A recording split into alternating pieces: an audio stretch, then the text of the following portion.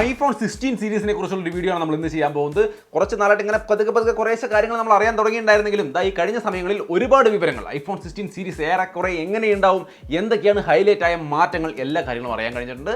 ഇതൊക്കെ 100% ശരിയായിരിക്കും നമുക്കറിയില്ല, എങ്കിലും ഏറെക്കുറെ ഒരു 80% വിവരങ്ങളും ട്രസ്റ്റഡ് ആയ സോഴ്സുകളിൽ നിന്ന് കിട്ടിയിട്ടുള്ള ലീക്സ് ആൻഡ് റൂമേഴ്സ് ആണ്. സോ ഏറെക്കുറെ വിശ്വസിക്കാമെന്ന് തോന്നുന്നു.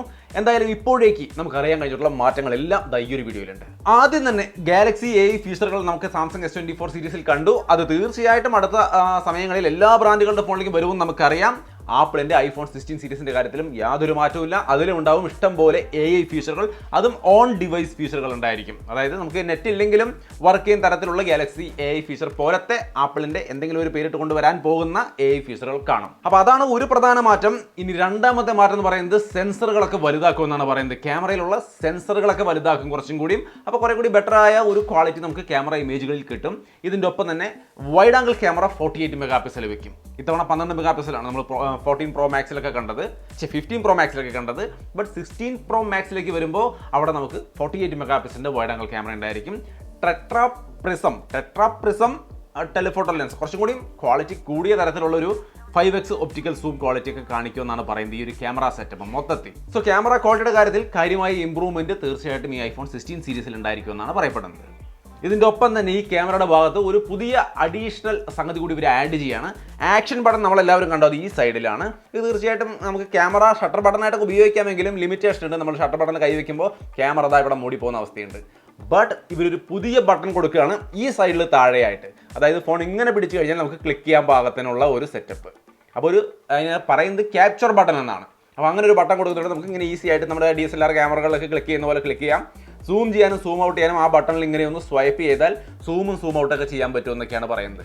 സോ അങ്ങനെ മൾട്ടി ഫംഗ്ഷൻ ആയിട്ടുള്ള ഒരു ക്യാപ്ചർ ബട്ടൺ കൊടുക്കാൻ പോവാണ്. ക്യാമറയ്ക്ക് മാത്രമാണോ ഉപയോഗിക്കാൻ പറ്റുക എന്നറിയില്ല, എന്തായാലും അങ്ങനെ ഒരു ക്യാപ്ചർ ബട്ടൺ വരുന്നു. ഇങ്ങനെ പറയുമ്പോൾ ആക്ഷൻ ബട്ടൺ എടുത്ത് കളഞ്ഞൊന്നും ചിന്തിക്കേണ്ട. ആക്ഷൻ ബട്ടൻ്റെ ഒരു മ്യൂട്ട് ബട്ടൻ്റെ ആ മ്യൂട്ട് സ്വിച്ചിൻ്റെ ഒരു രൂപമാറ്റമാണല്ലോ, അതവിടെ തന്നെ കാണും. അതിൽ ഒരുപാട് ഫീച്ചറുകൾ കൂടി ആഡ് ചെയ്യുമെന്നാണ് പറയുന്നത്. അതല്ലാതെ അതിന് വേറെ മാറ്റമൊന്നുമില്ല. ഇനി മാറ്റമില്ലാതെ തുടരുന്ന ഒരു പ്രധാനപ്പെട്ട കാര്യം എന്ന് പറയുന്നത് ഫ്രണ്ട് ക്യാമറ 12 മെഗാ പിക്സൽ, അത് പതിവ് പോലെ തന്നെ അവിടെയും അതേ രീതിയിൽ തന്നെ ഇരിക്കുമെന്നാണ് പറയുന്നത്. അതിൽ യാതൊരു ഇമ്പ്രൂവ്മെന്റും പറഞ്ഞു കേട്ടില്ല. ഇനി മാറ്റമുള്ള അടുത്ത കാര്യം എന്ന് പറയുന്നത് ഡിസ്പ്ലേ സൈസ് ആണ്. ഇത് വന്നിട്ട് എല്ലാ മോഡലിൻ്റെയും ഡിസ്പ്ലേ സൈസ് ഒരു ചെറിയൊരു അളവിൽ കൂട്ടുന്നുണ്ട്. 6.2 ഉണ്ടായിരുന്നത് 6.27 അല്ലെങ്കിൽ 6.3 എന്ന റേഞ്ചിലേക്ക് കൂട്ടും. പ്ലസ് മാക്സ് മോഡലുകളുടെയൊക്കെ 6.9 ഇഞ്ചിലേക്ക് ഉയർത്തുന്നുണ്ട്. ചെറിയൊരു ഡിസ്പ്ലേ സൈസ് കൂട്ടൽ നടക്കാൻ പോകുന്നുണ്ട് എന്നുള്ളതാണ് 16 സീരീസിൻ്റെ അടുത്ത ഒരു പ്രധാനപ്പെട്ട ചേഞ്ച്. ഡിസൈനിൽ മാറ്റം ഉണ്ടെന്ന് ചോദിച്ചു കഴിഞ്ഞാൽ Pro Max ഇതുപോലെ തന്നെ ഇരിക്കുമെന്നാണ് പറയുന്നത്. ബട്ട് ബേസ് മോഡൽ വന്നിട്ട് നമുക്കതിൻ്റെ ക്യാമറ അലൈൻമെൻറ്റ് സൈഡിലേക്ക് മാത്രമായിട്ട് മാറും. അതായത് നമ്മുടെ iPhone 10 മറ്റോ കണ്ട ആ ഒരു ഡിസൈൻ, ആ ഡിസൈനിലേക്ക് അത് മാറും. ഇതെന്തിനാണ് ഇങ്ങനൊരു മാറ്റം എന്ന് ചോദിച്ചു കഴിഞ്ഞാൽ, അതായത് എനിക്ക് വലിയ താല്പര്യമായില്ല മാറ്റം, അത് പലർക്കും ഇഷ്ടമാവാം. എന്തായാലും അതിൻ്റെ ഉദ്ദേശം ഈ ആപ്പിൾ വിഷൻ പ്രോയിലേക്കുള്ള വീഡിയോകൾക്ക് ഇതിൽ എടുക്കാൻ പറ്റുമെന്നുള്ളൊരു കാര്യം നമ്മൾ കേൾക്കുന്നുണ്ടല്ലോ. അപ്പോൾ അതിന് ഈ രീതിയിൽ അറേഞ്ച് ചെയ്താലാണ് കുറച്ചും കൂടി നന്നായിട്ട് വർക്ക് ചെയ്യാനാണ് പറയുന്നത്. ഇപ്പോഴേക്ക് Pro Max പ്രോയിലേക്കാണ് ആ ഒരു സംവിധാനം സപ്പോർട്ട് ചെയ്യുന്നുള്ളൂ. പക്ഷേ ബേസ് മോഡലിലേക്കും അടുത്ത വർഷം ഈ വിഷൻ പ്രോയിലേക്ക് വേണ്ടുന്ന വീഡിയോകൾ ഷൂട്ട് ചെയ്യാൻ സാധിക്കുമെന്നാണ് പറയുന്നത്. അപ്പോൾ അതിന് വേണ്ടിയിട്ടാണ് ഈ ഒരു ക്യാമറ അലൈൻമെൻറ്റിൽ മാറ്റം വരുത്തിയിരിക്കുന്നത് അത്രേ. അതാണ് ആകെയുള്ള ഡിസൈൻ ചേഞ്ച്. ഇതല്ലാതെ ഈ സീരീസിലും കാര്യമായി ഡിസൈൻ ചേഞ്ച് ഒന്നും വരാൻ പോകുന്നില്ല. പിന്നെ ഇതിൻ്റെ ഡിസ്പ്ലേയിൽ, ഈ ഫോണുകളുടെ ഡിസ്പ്ലേയിൽ മൈക്രോ ലെൻസ് ടെക്നോളജി ഉപയോഗിക്കുമെന്നാണ് പറയുന്നത്. ഇതാവുമ്പോൾ ഉള്ള ഗുണം എന്താണെന്ന് വെച്ച് കഴിഞ്ഞാൽ ബ്രൈറ്റ്നസ് ഇനിയും കൂടും. ഓൾറെഡി ടോപ്പ് ബ്രൈറ്റ്നസ് ആണുള്ളത്, അത് ഇനിയും കൂടും. പക്ഷേ അതേസമയം പവർ എഫിഷ്യൻസി കൂടും. അതായത് പവർ കുറച്ച് ഉപയോഗിക്കുകയും ചെയ്യും, ബ്രൈറ്റ്നസ് കൂടുകയും ചെയ്യും. അതാണ് തന്നെ ഇതിൻ്റെ പ്രത്യേകത. അപ്പോൾ ഡിസ്പ്ലേയുടെ ഭാഗത്ത് ബാറ്ററി ലാഭിച്ചുകൊണ്ട് കൂടുതൽ ബെറ്ററാക്കി മാറ്റും ക്വാളിറ്റി എന്നുള്ളതാണ് അറിയാൻ കഴിയുന്നത്. ഓക്കെ ഇപ്പോൾ എനിക്കൊരു പ്രധാനപ്പെട്ട ചോദ്യം കേൾക്കുന്നുണ്ട്. ചേട്ടാ ഇതൊക്കെ പറയാൻ നിർത്ത്, ആ 60 ഹെർട്സിൻ്റെ കാര്യത്തിൽ എന്തെങ്കിലും മാറ്റമുണ്ടോ? ബേസ് മോഡലിൽ 60 ഹെർട്സ് മാറ്റി 120 ഹെർട്സ് വെക്കുമോ എന്ന് കുറേ പേര് ചോദിക്കുന്നുണ്ടെന്ന് അറിയാൻ കഴിഞ്ഞിട്ടുണ്ട്. അപ്ഡേറ്റ് വേറെ ഒന്നുമല്ല, ഒരു മാറ്റം ഉണ്ടാവില്ല, അതുപോലെ തന്നെ കൊണ്ടുവരും. ബേസ് മോഡലിൽ 60 ഹെർട്സ് തന്നെ.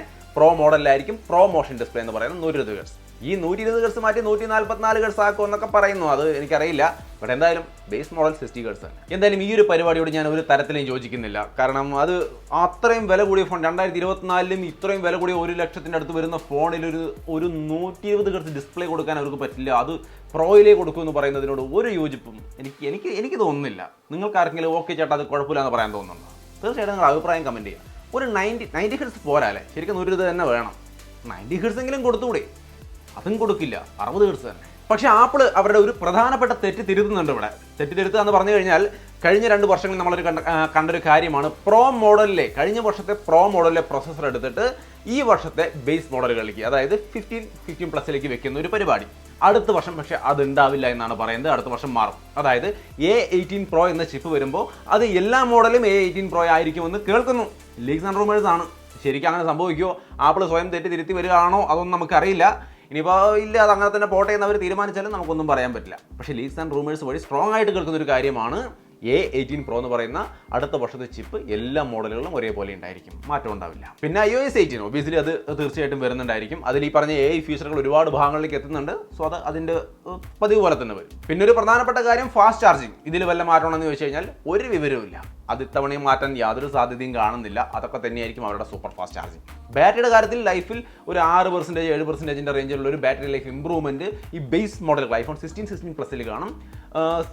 പ്രോ മാക്സിലേക്ക് വരുമ്പോൾ ഒരു 9% ഒരു അപ്ഗ്രേഡ് ബാറ്ററി ലൈഫിൻ്റെ കാര്യത്തിൽ കാണും. ഓൾറെഡി നമ്മുടെ ഇരിക്കുന്ന 15 Pro മാക്സിലൊക്കെ ബാറ്ററി ലെവൽ എന്ന് പറയുന്നത് ടോപ്പ് ലെവലാണ്, ഒരു വിഷയമില്ല. സോ ഇത് ഇനി ഇമ്പ്രൂവ് ആകും ഒരു 9% ഒക്കെ എന്നാണ് പറയുന്നത്. സോ തീർച്ചയായിട്ടും അത് നല്ലത് തന്നെ. പക്ഷേ ഇമ്പ്രൂവ് ചെയ്യേണ്ടത് ഫാസ്റ്റ് ചാർജിങ് ആണ് അത്യാവശ്യമായിട്ട്. 2024 എത്തുമ്പോഴും ഈ ഫോൺ ഒരു മണിക്കൂറൊക്കെ കുത്തിയിടുക എന്ന് പറയുന്നത് ഭയങ്കര ബോറിംഗ് ആണ്. അത് തീർച്ചയായിട്ടും ആപ്പിൾ മാറ്റിയാൽ നന്നായി എന്നാണ് എൻ്റെ അഭിപ്രായം. സോ അപ്പോൾ ഇത്രയുമാണ് iPhone 16 സീരീസ് വരാൻ പോകുമ്പോൾ അതിനകത്ത് ഉണ്ടാവാൻ പോകുന്ന മാറ്റങ്ങൾ. ഈ മാറ്റങ്ങളെക്കുറിച്ചുള്ള അഭിപ്രായം എന്താണ് നിങ്ങളുടെ? എന്നെ സംബന്ധിച്ച് അവർ ചെയ്യുന്ന ഈ പ്രോസസ്സർ ഒരുമിപ്പിച്ചത്, എല്ലാത്തിലും ഒരേ പ്രോസസ്സർ കൊടുക്കുന്നു എന്ന് പറയുന്നത് നല്ല കാര്യമാണ്. അതിൽ 2 കാര്യങ്ങൾ എനിക്ക് അത്യാവശ്യമായിട്ട് ഇവർ ചെയ്യാത്തത്, ഇനി ചെയ്യണമെന്ന് ഞാൻ ആഗ്രഹിക്കുന്നത് 60 Hz base model 60 Hz 120 Hz ആക്കണം. ഫാസ്റ്റ് ചാർജിങ് കുറച്ചുകൂടി നല്ലത് കൊടുക്കണം. ഈ 2 കാര്യങ്ങളാണ് ഇതിൽ ഇപ്പോഴും വരുന്നില്ല എന്നറിയാൻ കഴിയുന്നത്. എന്നാൽ ഞാൻ വരണമെന്ന് ആഗ്രഹിക്കുന്നത്. ആപ്പിളിനോട് എനിക്ക് റിക്വസ്റ്റ് ചെയ്യാനുള്ളതും അത് തന്നെയാണ്. സോ നിങ്ങളുടെ അഭിപ്രായം എന്താണ് ഈ കേട്ട കാര്യങ്ങളിൽ നിന്നും? നിങ്ങൾക്ക് ഇതിൽ നല്ലതായിട്ട് തോന്നിയത് എന്താണ്? നിങ്ങൾക്ക് പോരായ്മയായിട്ട് തോന്നിയത് എന്താണ്? തീർച്ചയായിട്ടും കമൻറ്റായിട്ട് ഷെയർ ചെയ്യുക. വീഡിയോ ഇഷ്ടപ്പെട്ടാൽ ലൈക്ക് ചെയ്യാനും ഷെയർ ചെയ്യാനും മറക്കണ്ട. വീണ്ടും ഒരു വീഡിയോയിൽ കാണാം. ബൈ.